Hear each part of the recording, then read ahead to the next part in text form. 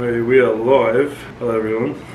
So today I'm doing a Staunch Q A. We've got a bunch of questions from you guys that I'm going to do a live Q A on. So welcome. I'm just going to let a few more people join in for a minute. Okay. So first of all, first question from Seth_Stolito14. What was your pre-contest supplement regime like? I obviously used a lot of Staunch supplements. I was on with Staunch subs.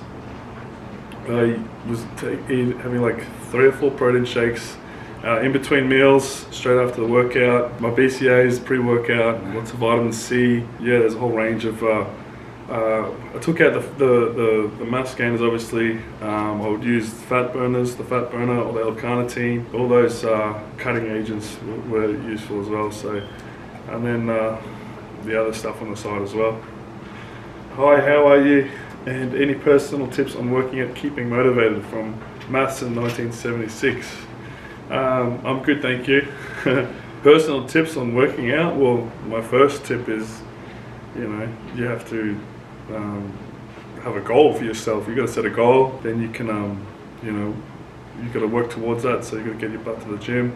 And then also I have a online membership training and coaching site where you can have access to all my workouts and nutrition tips at calumvonmoger.com, and cover a lot of tips and tricks for training there as well. From Rocky A_25, what was your reaction when the doctor said that you were ready to work out again? Did you feel any pain or something? From Panama, love you, Papa Cal.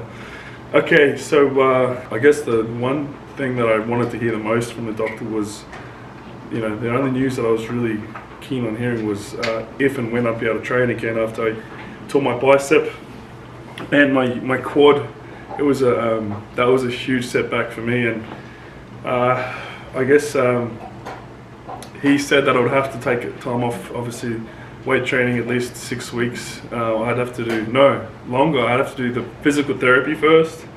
But as soon as he said that I was good to go with training, that the pain was gone, and that I'd got enough strength back in my joints, I was very happy.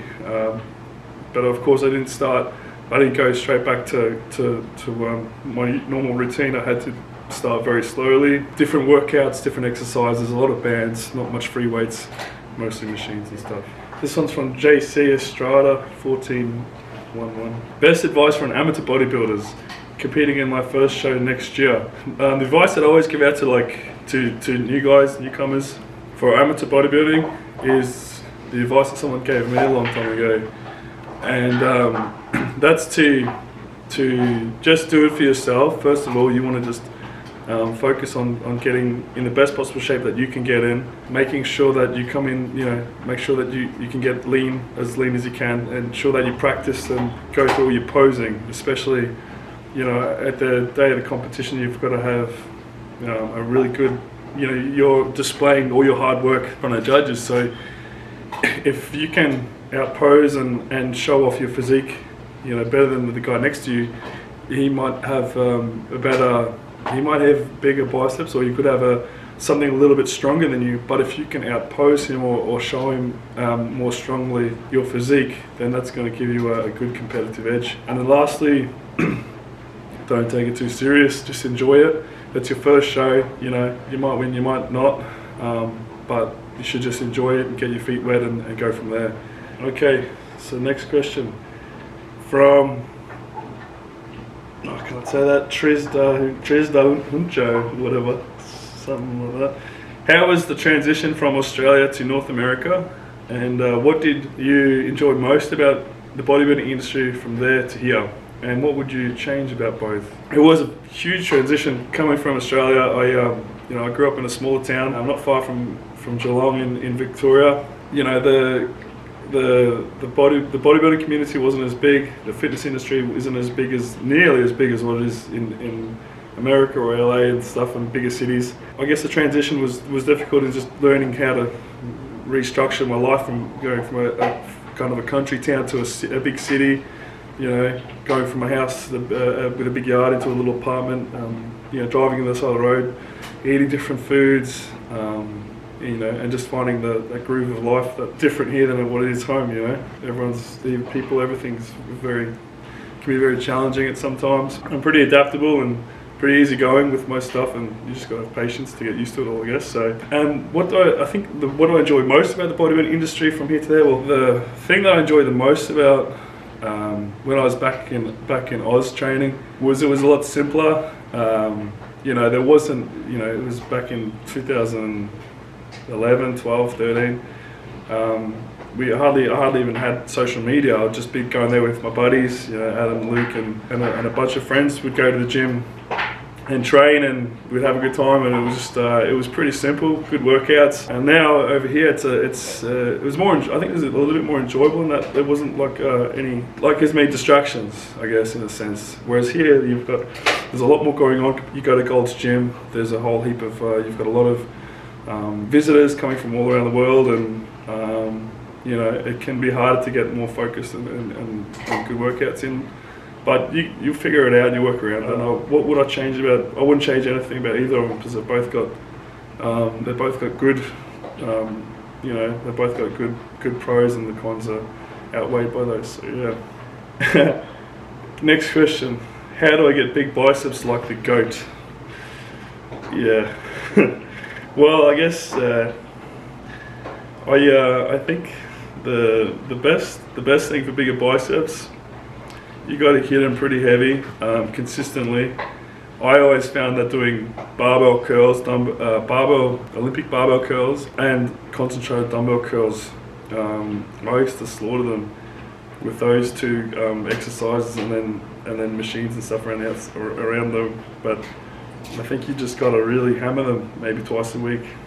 Next question: how do you stay motivated? The easiest way for me to stay motivated, again, it's by having a goal or something to train for, a reason. That's always been easy for me to be consistent and focused. Was especially when I had like getting ready for a competition. My motivation was to train and do everything I possibly could to get ready for that, to get in the best shape for that show. Sometimes I won't lie, it's difficult to stay motivated when you haven't got any shows or anything in line, and sometimes it was hard when you have injuries and stuff because you can't train. You have to be patient. You just have to kind of wait it out. But you just have to have a strong mindset and know that it'll come back. You just have to want it. Next question: who is your biggest influence, and where can I find that Don't Trust a Cantaloupe stringer? Okay, first of all, my biggest influence, my first influence was my older brother. My second was, I looked up to Arnold a lot, with his physique. There's a few other characters in that era that I really admired too. Dave Draper, he's an old school bodybuilder. I used to actually do a lot of his workouts and follow in some of his training footsteps. Next question: when are you coming to Canada so we get in a filthy lift together? I've wanted to go to Canada for a while. My brother's, I think I've got a brother who might be moving there very soon. So honestly, as soon as all this craziness settles down and we can travel safely and there's no more risk of getting sick and that sort of stuff, I'd like to get out of LA ASAP and travel. So maybe they'll do expos and things in Canada soon too. Next question: when's the pro debut? I haven't decided or really thought about when the next show is going to be exactly. I guess right now my focus is to work on the weak points, bring up my quads, even better, my back, and so I'm going to focus on the next 10, 11 months or so, just training, and it might take however long it takes, we'll see, but wait till I get some more muscle, and then I'll probably select a show. Yeah. Hey Calum, can you please restock your apparel? Yes. We're working on that for a minute. Hard to get XL and a lot of stuff. Cheers, legend. I totally agree with you. Working with my team, we had a bit of delays with these shipments this year, so we're getting in all this stuff again ASAP. Don't worry, I'm on it. I feel you on that stuff. I'm out of XLs as well. Are you going to try and be in any other movies? Thought about that, and I kind of stopped thinking about that now, to be honest. For a long time, I was. I had people suggesting and saying that I'd be good for it, and I was going to the classes and doing a lot of different auditions and stuff. But it's one of those things that you can't just rely on it. You've got to be in the right place at the right time, and you'll be either just picked for a show, or you have it at the start, or you have to really work hard for it. And my focus is my bodybuilding. So if it happens, it does. You know, if there's a good role there, and I get scouted for it, I'll have a crack. But it's not a big priority for me right now. What will you do when a CrossFitter wearing a stringer, belts, gloves, etc., wants to use the machine you are using? You taking purposely longer, or tell him to go to the kiddie section? From Aaron Katie. That's a great question, and fortunately, you know, those sneaky CrossFitters, fortunately I haven't had anyone disturb me as such in my sets. But yeah, if that was the case, I would probably have to inform them that I'm actually supersetting for the next 45 minutes with that machine and all the other gym equipment, and that there's a CrossFit section at another gym somewhere. I don't know. Yeah, it's funny.